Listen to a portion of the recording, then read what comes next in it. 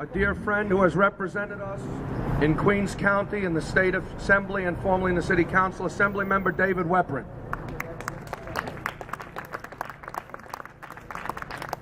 Thank you, Jeff. I try to come here each and every year. I've been coming here, as you know, for many, many years, and it's very important that particularly on this day, at this time, as we're all commemorating Yom Hashoah, the worst tragedy in the history of the Jewish people, that we're here in front of the Iranian mission, and we cannot let up. We need to be constant and vigil, and for a while, the only thing that was really working, diplomatic channels were not working, and they're still not working.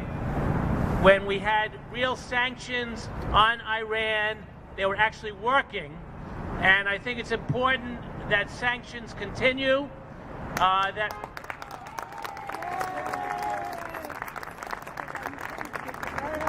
we continue to urge our government officials in Washington, as well as the administration, how important it was. And if you speak to experts, the reason all of a sudden we're getting so-called diplomacy is because they were afraid of the sanctions, and the sanctions were working.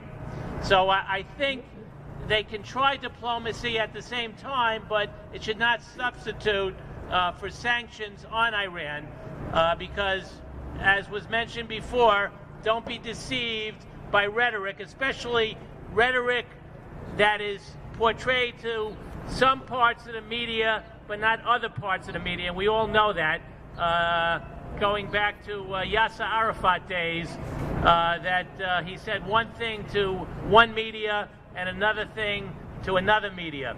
So I think we all have to be vigilant. We all have to make sure we do everything in our power, and the government does everything in their power to make sure that Iran does not get nuclear power. And I think we just have to be here at other rallies like this, and don't forget that Israel is constantly under fire. Israel is constantly in danger, and if we sit back and relax, it's not going to happen. So just continue to come out, continue to speak out. Am Yisrael Chai.